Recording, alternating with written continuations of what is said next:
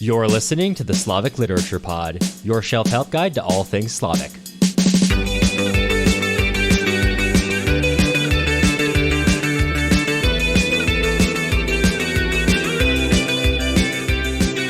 I'm Matt Gerasimovich, PhD candidate at Northwestern University, studying Russian literature and film.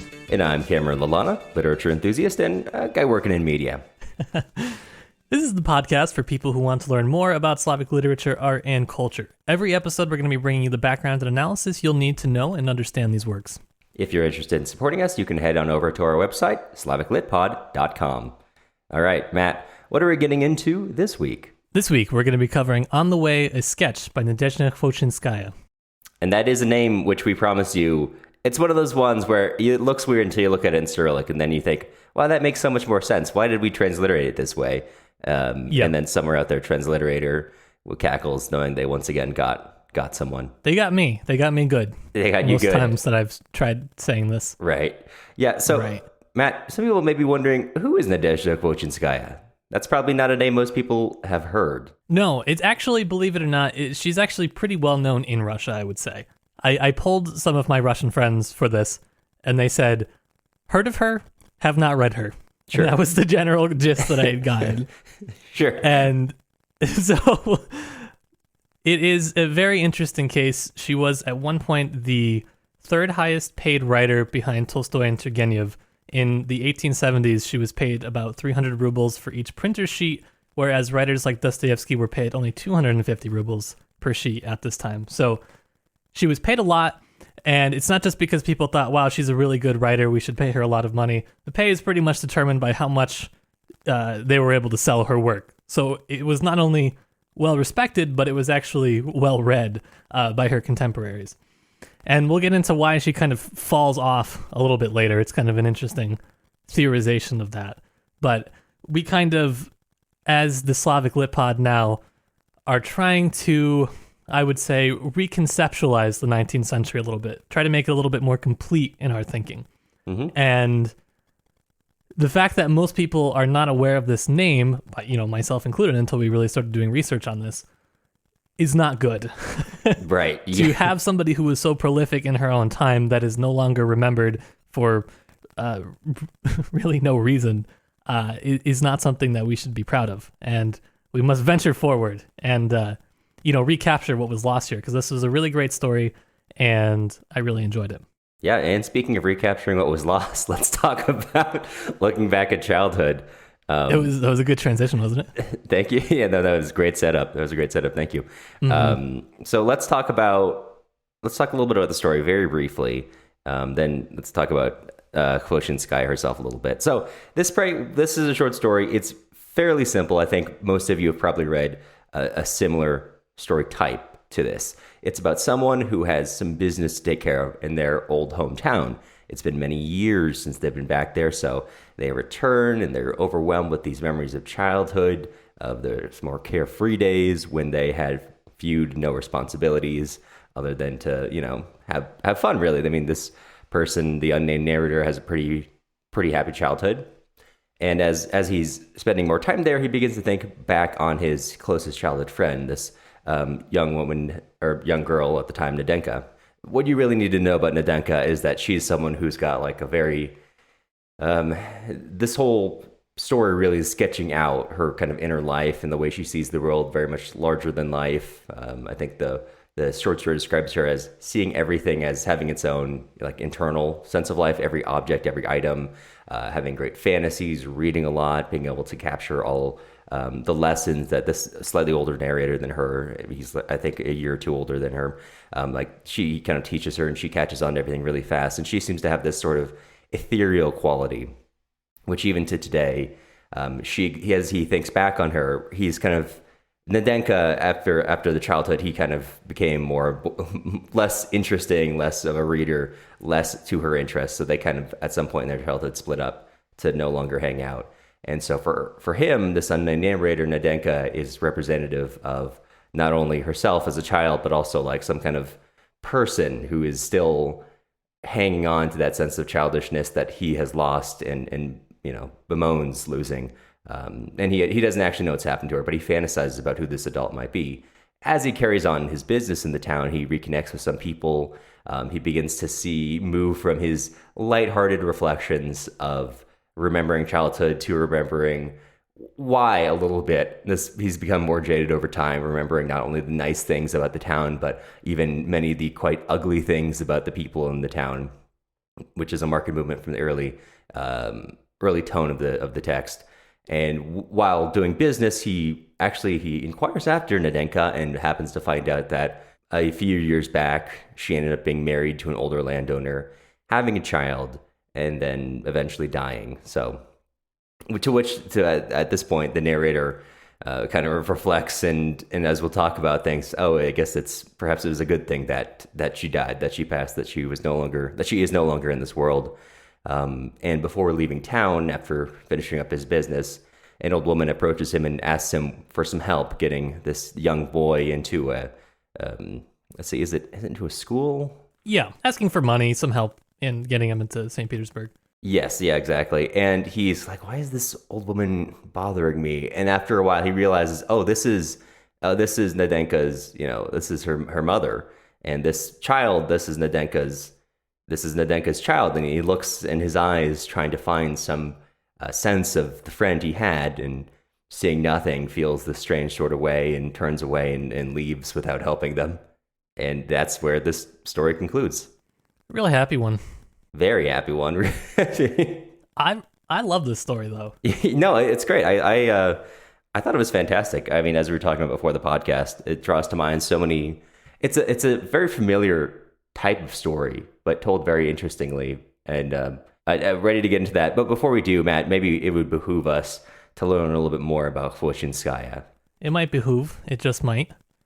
I do have a good bit prepped on her. She's pretty interesting. And this story in particular, I think, lends itself to a discussion on the sort of biographical reading of literature, which she really resists and in a lot of ways artistically alters in this story. So I kind of wanted to go through sort of what her story was and some of the interesting parts of the bits of biography that I was able to access, because there is not a ton written about her. I was able to locate a couple sources in English that do some detailed work on her writing, but the problem is that her writing is not accessible in English, with the exception of a few short stories, one translated novel, and maybe bits of poetry.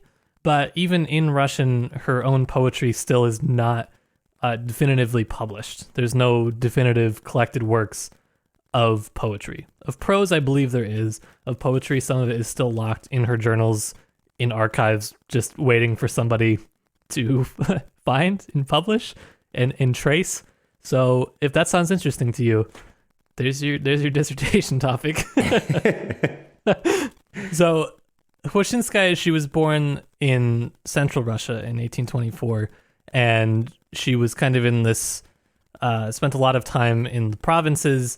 She spent almost her entire life in this area, with the exception of about a decade at the end of her life, where she lived, I believe, in St. Petersburg.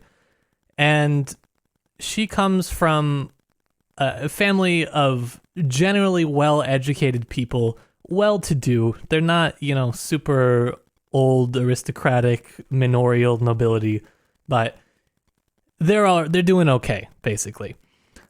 Their household has been compared to the Russian Brontes because her and her two sisters, lived in isolation, and they were all writing and they were all sharing their works amongst each other. And that was the sort of kind of genesis of all of their writing careers, all of whom were relatively successful. Nadezhda was, I believe, ultimately the most successful, though this relationship with her sisters it'll become interesting as we continue here.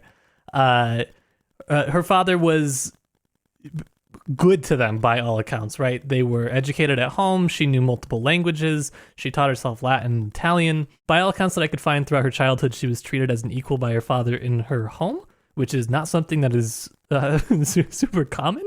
And so it was a generally nurturing environment, which is not something that you typically associate with 1800s Russian provincial homes, I would say. So the problem was, as the story goes, even though she came from well-educated parents who were supportive and doing whatever it was they were doing, her father in 1831, just when she was very young, was accused falsely of embezzling money from the state. And he was, as a result, forced to sell all of the family's property. They had basically nothing left. He was forced to go lay bricks, basically, for money for about 14 years until 1845, where he was able to prove his innocence. But that left kind of a deep and scarring sort of impression on Nadezhda and the whole family, as you might very well imagine when something like that happens. Yeah, when there's like a little 14 years when you're under a lot of suspicion, that does tend to cause some difficulty through the teenage years. Yeah, I didn't look at the exact dates, but it basically would have been by the time she was like, 10 to early 20s. So these were times where, even though she had a good formative set of years, it would have been helpful to, have a little cash on hand, I guess. Right. Yeah. She actually ended up being the breadwinner of her family, which was extremely, extremely uncommon. First of all, for women at this time. Second of all, for women who were writing, because there was very few of them. This is a generation where they're starting to crop up, and there are more of them, but it is super uncommon to be making a living writing as a woman. It's also uncommon at this time, really, to be making a living writing in general, but that's a separate kind of conversation that's interesting, and we can have that later. She lived a generally, by all accounts, solitary life. Her sister, Sophia, who was her closest friend, died in 1865, and in a kind of sad attempt to stay close to her, she ended up marrying her sister's doctor. They lived together for about 2 years, pretty unsuccessfully. He moved abroad 2 years after they got married, and then he died a couple years later in the early 1870s. After her mother died in 1884, she moved to St. Petersburg, where she died in 1889, which is kind of amazing that her mother almost lived as long as her, which that's a really long life for the 1800s. Yeah. And this story, like many of her other prose stories, was published under the pseudonym V. Krestovsky, which was how she published her prose. Her poetry she wrote under her own name, but her prose, for the most part, she wrote under a pseudonym, which is an interesting story that I will come back to later. I found a lot of interesting stories about her. I enjoyed it a lot. Like I said, her sister was her closest friend, her sister Sophia, her middle sister. Her younger sister, who needs her, I guess. She died in 1865, which there are varying accounts to the degree of depression that Nadezhda suffered throughout her life, but at this point in 1865, this is considered her deepest bout of depression, bordering on suicidal, so it was extremely, extremely difficult for her. Now, the thing that is interesting about Nadezhda in the sort of contemporary situation of her writing was the attitude of other writers towards her. And there are contemporary accounts, and then there are also biographical accounts that are, I believe, after she died, but, kind of within that range of people who would have known her or who would have been very familiar with her writing. And her femininity was always a target, and her appearance specifically formed one of the bases of critique, of any critique that anybody leveled at her. And this underlying basis was just this kind of inability to picture a woman writing, that somehow her artistic achievements were always secondary to her physical attributes, and that being a good artist could not be something that a woman did. And this was just very, of course, untrue, but it formed the sort of basis for how she was perceived for a long time.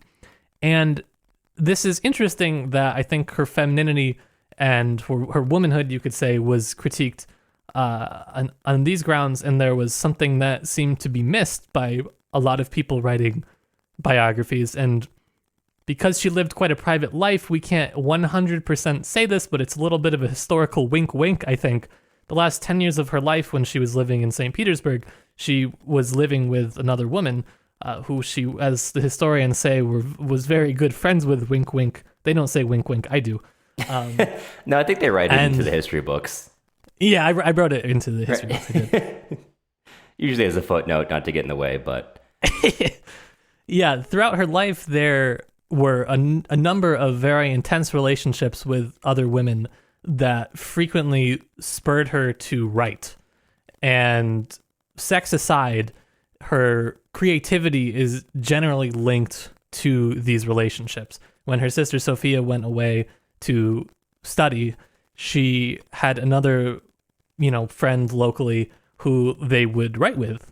And when this friend was sick, Nadezhda stopped writing. Like, this was a very intensely sort of communal activity for them and for her throughout her whole life. So this is kind of an interesting way that we can sort of conceptualize what we're about to talk about with On the Way, a sketch, where the basically formative aspect is the memory of a young girl who was the narrator's friend. And that is basically what causes, that memory is the action that causes the writing. And that is quite interesting. And I don't know, it was pretty good. I found out a lot. I had a lot of research done for this. Yeah, you did. I did. So speaking of, let's talk about On the Way itself. Is there anywhere you in particular would like to start? Yes. I did want to start with a brief aside discussion, which I think is interesting. Perfect. Let's do it. So this was published in 1854 originally. There is a collected set of her prose that was completed, I believe, in 1892. I think it is 6 really thick volumes at least. So that is just to say she was writing like a lot during her life. And so this particular sketch is it's an early piece of writing. And I would consider it sort of a transitional piece of writing from poetry to prose. At this time, this was just a very common transition that writers were making. Poetry just didn't really pay the big bucks, and so people were publishing in these so-called thick journals that were publishing prose, and that's what was paying money. And people who were not super, super rich were trying to publish prose because that's what made money. And specifically in the 1850s under Nicholas I, there was a really intense period of censorship where women writers were able to kind of come to the fore and more easily publish because they basically weren't really considered part of the social realm like their male counterparts. And so basically no one really cared that much what they were publishing, which is kind of amazing, to be honest. But it allowed Khvoshchinskaya and a number of other women to kind of, start publishing, basically. And so this is an interesting period in the 1850s that we're talking about. It's one that's kind of, I think, often overlooked as we start to move towards the 1860s, and you get the radicals, and you have a more politically charged period, I guess. But this is still interesting nonetheless, especially from a literary perspective. So that's where I wanted to start. Yeah, it is. So on the topic itself, let's start with, I think one of the more obvious places to start is talking about Nadenka herself, or I might submit, Nadenka, as Nadenka, not only as Nadenka the person, but also Nadenka as, a reflection of oneself, of one's own childhood. How do you walk away from this relationship? And there's a lot to say about it. There is a lot to say about it. I think my main point is kind of to reiterate that Nadenka is the main impetus for writing this story. Mm-hmm. And it's just very interesting and so ephemeral in a lot of ways, the way that she's described, like you pointed out, which is just she's writing from, well, I shouldn't say she, I guess. This is the great issue of this work, is being published under the pseudonym Krestovsky. The narrator, it is written from the male perspective, but there's clearly a lot of biographical details that are kind of swung in and combined, and it's very tricky to separate out what is what, which is fascinating to me. But this is clearly the sort of impetus, the reason for writing, and just the way that someone can be preserved in your mind, the image of somebody that you know is no longer there, that is slowly being chipped away by time, as she describes it, is just so beautiful. It was just a really beautiful piece of writing. More than chipping away, it's also building up. and like an idea of Nadenka. There's this whole extended section where the narrator begins to wonder, who is she today? And we go through all these things of, oh, maybe she's got, this great social life. Maybe she's hosting these salons and all these people come by, mostly I think women, the narrator mentions, come by and they have all these conversations, and she's married and she does all these creative activities in the home, and she is maintains this into adulthood, this idea of basically being more or less the same as she was as a child, like very deep, taking things for not setting into routine. That's something that this story otherwise focuses quite a bit on the place of routine in older life, especially when you just have to get stuff done. There's a section towards the end which I thought was really interesting, about talking about how people will praise solitude and uniformity and quiet life, saying those are the best things that allow your feelings and your ability to develop. But really, you rarely encounter that. You really cannot find that. And most lives you live will mean that you cannot actually do things like read, means you cannot do things like develop your abilities in peace. But for the narrator, he seems to almost see Nadenka as, oh, she could be an exception to this. Maybe she's living that life, which allows me to, when the narrator is still reflecting on the happy, carefree child, like this is a Nadenka beyond being a person. She becomes a fantasy. She becomes almost like a totem of power of like, this is, he can't imagine this fantastical life for himself. That's a power of childhood, but he can still imagine a fantastical life for her, a relatively realistic fantasy one, but one that his adult mind allows to still be somewhat fantastical. There's also this interesting aspect to me when I was reading it. I don't know if it's because I knew the author was a woman, but there was something about the prose itself, that the way it was constructed, that seemed feminine to me. And I was thinking about this more, and I don't really think it's the writing itself. What it is that only women are described in this. There is a passing mention at a regiment that's stationed in the town that the narrator remembers seeing. None of the troops or anybody are mentioned, and then there is Nadenka's son who's mentioned just briefly. But the overwhelming majority of things that are described are just the sort of kind of pleasant day-to-day things that the women in the town are doing. Right. And maybe that would be the case. Maybe that's what you would notice if you were just somebody being raised in a provincial town. Not exactly sure. But I just think it is interesting. Yeah. That I kept forgetting that it was written from a male perspective. Although it's only mentioned like once or twice. I think, once or twice. There's reference to being the narrator is a younger boy or a young boy. That's the only one that actually pops to mind for me. I mean, other than, as you pointed out, in Russian, it's written at the male past tense form. Yes, that is true. I think it's even like more interesting in English because you don't see that. Right. It's something that's definitely lost in translation. That is true. I forgot that I did check, and that is the case. However, in English, it does maintain a certain ambiguity, I thought. Mm-hmm. Yeah. Well, I mean, really, the only person who gets much of a sense of interiority is Nadenka herself. Everyone else, really, it's the narrator, it's the woman who tells the narrator about Nadenka's fate, and kind of, her mother, who really have any sense of like really being a character beyond being a passing, and I mean, literally being a sketch of a person.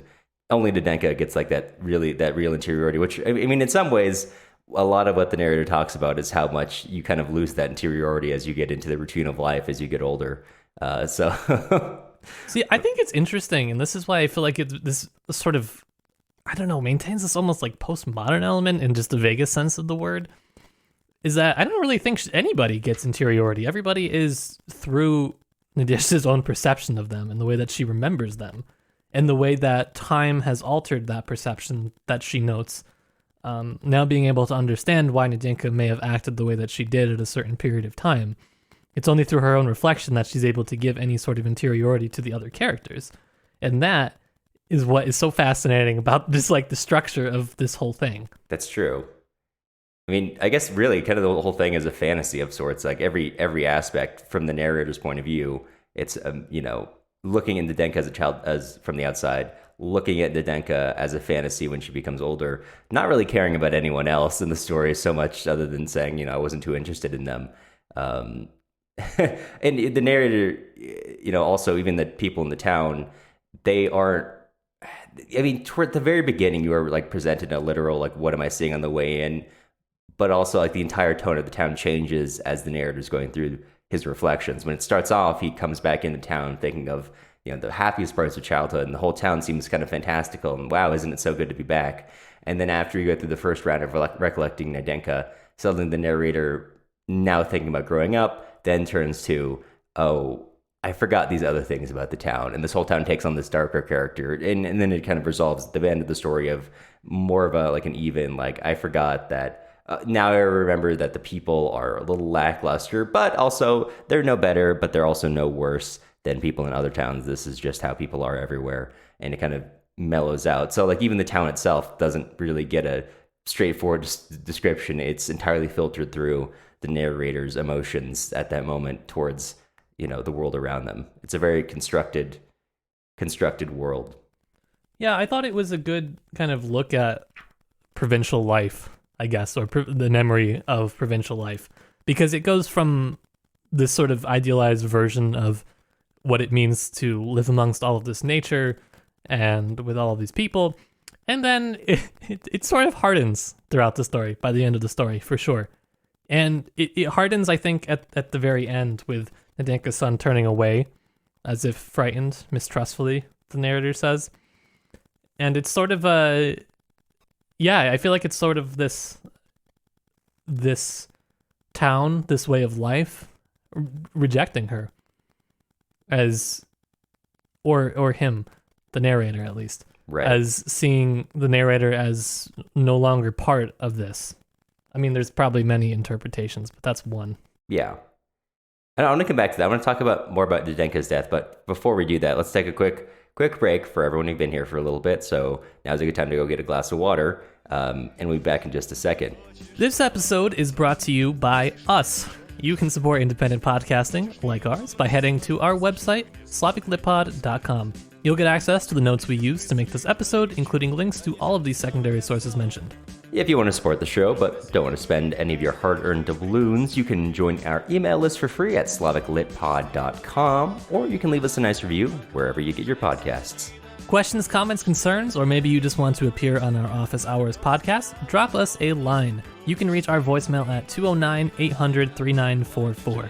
Or you can also email us a voice recording or just a general text question at slaviclitpod.com. We'll bring your question onto the podcast and do our best to address it. One more time, that's 209-800-3944.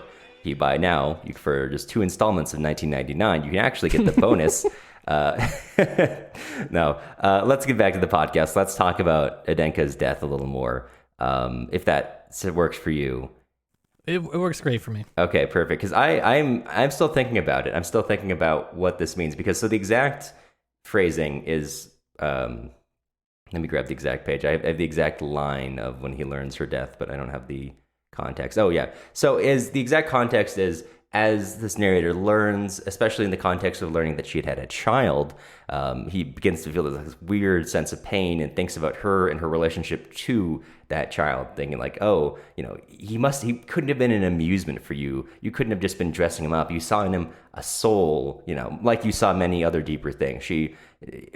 Seeing deeper things in books and rocks and in the world around them, of course, that might be or would necessarily be much more amplified for probably a child. So this narrator says, you expected this creature alone in the whole world would love you as you wanted to be loved. How good it is that you died. I'm still trying to understand this kind of positive reaction, because I mean, when I read it initially, I was thinking it's kind of it feels like this memory of Nadenka. It would have been for the narrator. Like the fantasy comes from the fact that she could have been living this fantasy life, could have been living what the narrator imagined.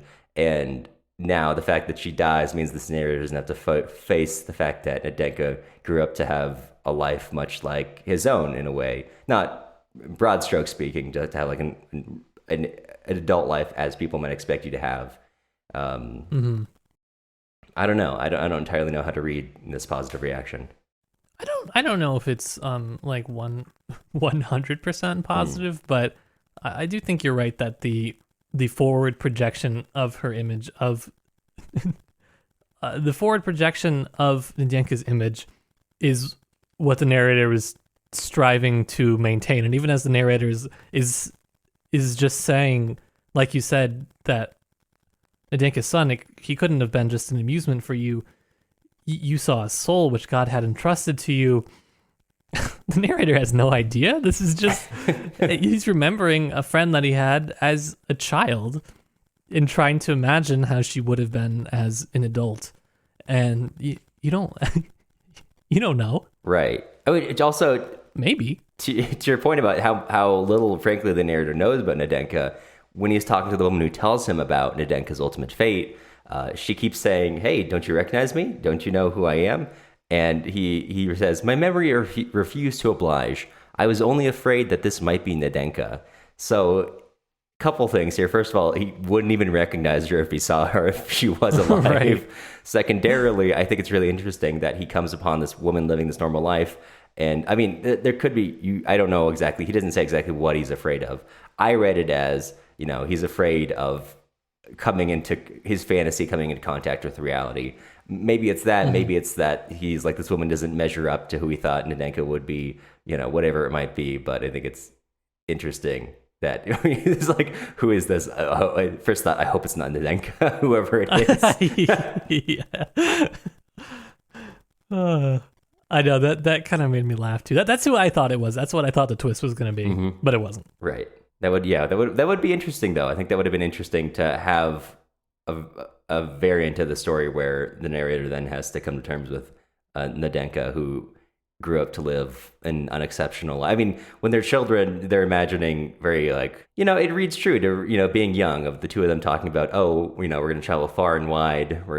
I think they give the example of boarding a ship, and they'll hug each other tight and watch the shoreline recede. Very like, whatever. We're going to go far away from wherever we got raised. We're going to have adventures. Very childlike imaginings and beliefs. And Nadezhda is the last connection for this narrator in a way that the narrator lets nothing else be. Mm-hmm. You know what I still find interesting? The narrator. The narrator. Tell me more about what you find interesting. I can't reconcile the narrator and the author. Okay. I can't do it, Cameron. I can't do it. So this is really interesting. When I was like doing research on this, apparently at the time that Khvoshchinskaya was writing, there was a Volodymyr Krastovsky writing as well. And it's very, very common that the first names are just abbreviated to initials. So there was, at the time that she chose her pseudonym V. Krastovsky, there was another V. Krastovsky writing. Right. But because he was a man, he was considered the real V. Krastovsky. I think he was also writing before her, if I am remembering correctly. So when she was published, it was published as V. Krastovsky - pseudonym. So the pseudonym was like almost kind of part of the name, the word pseudonym itself. And so there was a quote that I found from this book called Finding the Middle Ground, and I have it linked in our episode notes. And there is a really interesting quote from Nadezhda Khvoshchinskaya about pseudonyms. And she says, "What is a pseudonym? No one. So then, what can you say about him? This is logical. You can only write about a pseudonym after his death, and then only if he has given permission beforehand. My sister didn't give permission, and I don't either. No one has the right to ask why. We are both pseudonyms, and no one can touch us." And this was so interesting. She was saying like the author's dead. Like don't ask questions. Way before people were saying this. And I think it's interesting how she sort of embodies the pseudonym when it's convenient or when it's necessary, but she also consciously distances herself from it. So there is some description of Italian architecture with the narrator's home that seems to be, from what I can tell, vaguely applicable to Nadezhda's home, and there are some very common elements, but then there are these interesting interjections where the narrator will say, oh, well, this person didn't have any brothers or sisters, just like me, which of course is, not true because she did. Right. And so, right, it's just like, it's really interesting how she kind of uses it to evade, to kind of give that distance and say, right, no, that narrator's not me, even though I would say this sketch story genre is kind of a personal one, and the way that it is formulated is so intensely personal. The way it really like digs into the narrator's memories, it makes you want to say that it is Nadezhda, but it's not, and she distances herself from that. And so I just found that just immensely interesting as I was reading this, and especially just her own commentary on the pseudonym, which was, I thought, like very profound. Right. Even the book that I was reading says, I don't know if it feels right to give this biography of her when she said she didn't want it. I mean, I gave a biography, no problem, but that's my own personal thing. Well, you of course made your judgment on the matter, which has its domain here. Yeah. Yes. My podcast, my rules. Yeah, that's interesting. It almost kind of reminds me, there's one line in the story which kind of stuck out. I didn't really have anything to say about it, and it's only kind of tangentially it's talking about what you're talking about in regards to who is the pseudonym, who is the author of pseudonym, are they dead? When talking about the town, the unnamed narrator says, the town had no chronicler. In more recent days, it had no historian. But even towns have their own destiny. I think that's, not obviously not in any way meant to be related, but kind of, that's a line that I think about a lot. I like that, even without conscious attempt to categorize history and make sense into a story. Oh, don't talk about theories of history. Tolstoy's going to jump out and beat you with a frying pan. Maybe he'd be this conception, no historians, but destiny still exists. The history still creates itself. Yeah, so it's not really Tolstoyan, but I don't even want to go there. I'm not going to get started. There is an interesting aspect to the plot, which is that the narrator is not really part of the plot. Because this is all more or less a memory, the narrator is simply an observer. The narrator really doesn't move anything forward. It is purely observation and perception. And I really am curious, maybe some of our listeners would know the answer, but I'm just curious what else is out there from this period like that. Because for me reading, it reads very, very much in a lot of ways like Elena Gouraud, who was an early avant-garde writer and artist, and she has a lot of stories and plays that have to do with just kind of walking around the city and perceiving things. She has some sort of separate issues related to the city and the sort of she has these interesting this sort of erotic masochism that arises from the denigration that she receives as a woman in the city, which is so separate I don't really want to get into it, because this is, to me, a very platonic story. But just this element of I am here and I am perceiving and I am not doing anything, right, is very interesting. It doesn't have this sort of restless energy that Anna Karenina has, for instance.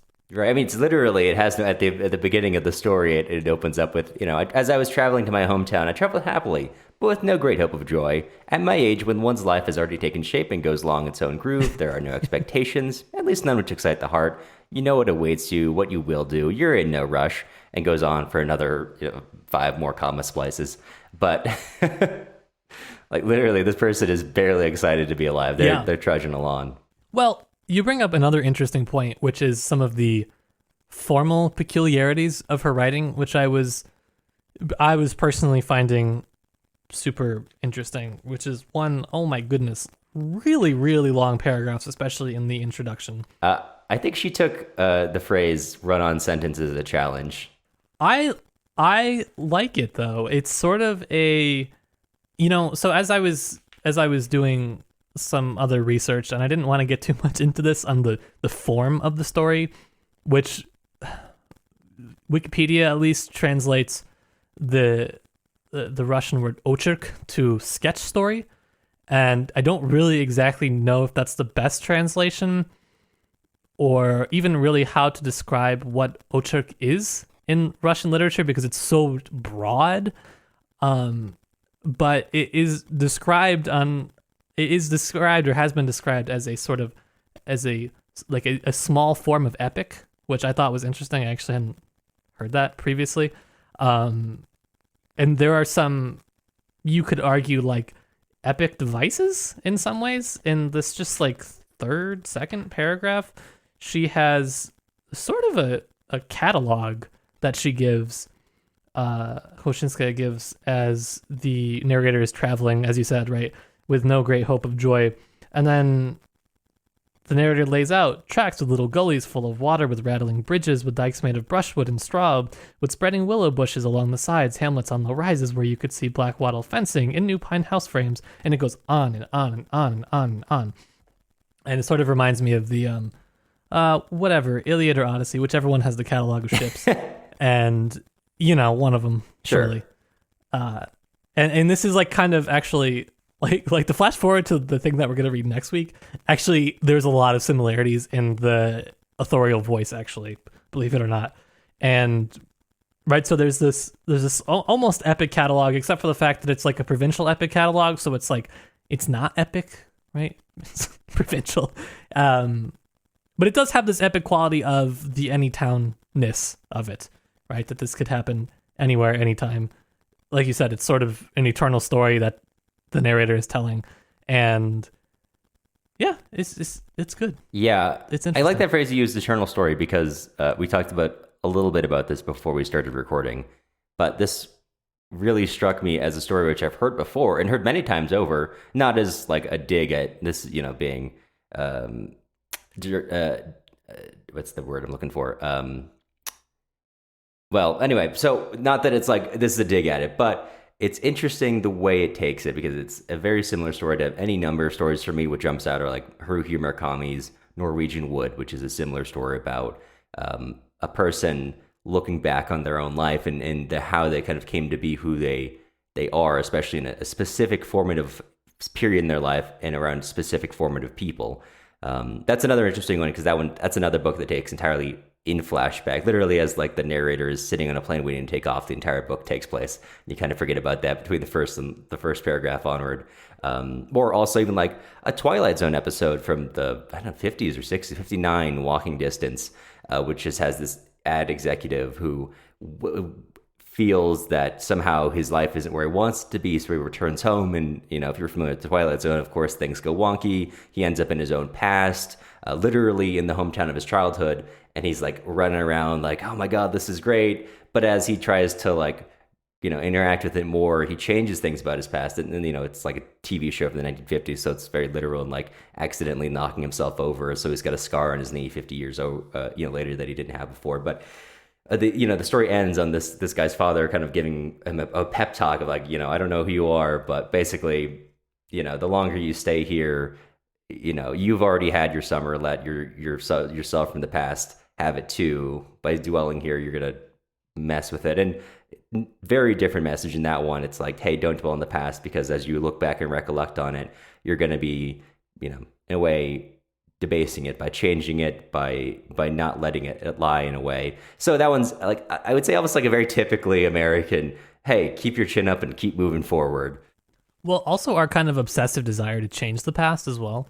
I'm not sure if that's culturally transcendent or not, but it's definitely like it's a thing we'd love to do. Yes. No, yeah, I understand what you're saying. But so that's like, that specific difference is where I find it really interesting, where you have like that, the Twilight Zone is like, okay, keep your chin up, move forward. Or in Norwegian Wood, it's kind of, I don't know, a little more existential. I won't say how the novel ends, but it definitely doesn't have a super definitive ending. This one does feel like it has a more definitive ending. It's kind of, I don't know if it's like moving forward, but it's stuck in the past, and the past is dead, and it's like kind of stuck in like, well, I'm glad my fantasies of the past don't actually have to be put under a microscope in a way.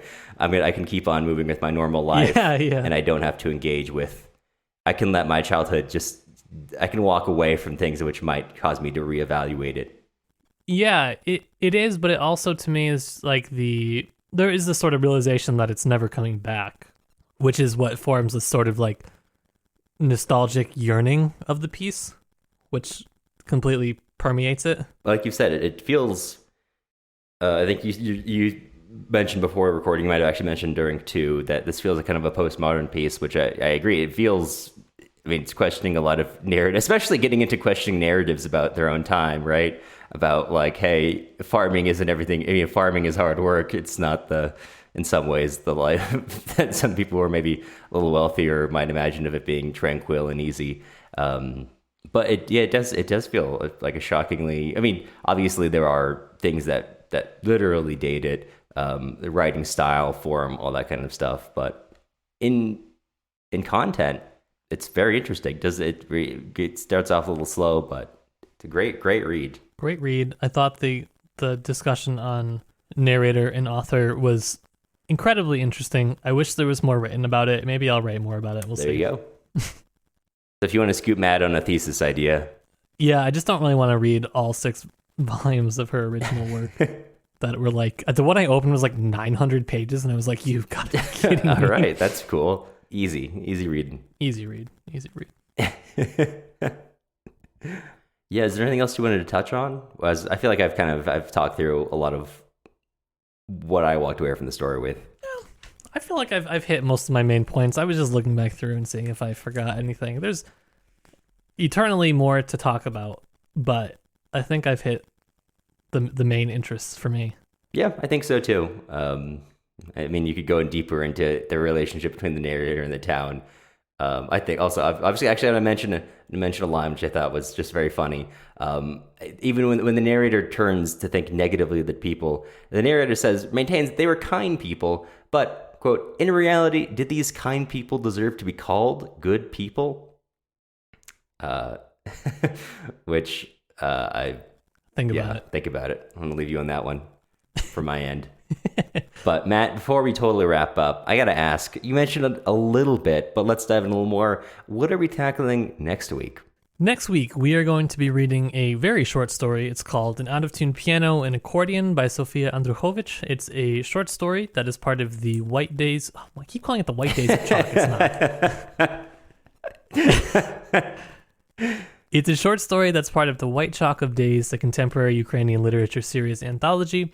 If you want to read along with us, be sure to pick up a copy through our affiliate links on our website. Mm-hmm. And you can also look up. It's a good one. It's a good one. It's got also a website of its own, so you can pick a copy up through our website, but also poke around on the White Chalk of Days' own website. It's was a pretty interesting. I think actually you can read the whole thing for free on the website. I'll link the website in the show notes, so you can take a look there. To help keep our show independent and for exclusive access to notes containing all of the research that went into this episode, head on over to our website, slaviclitpod.com.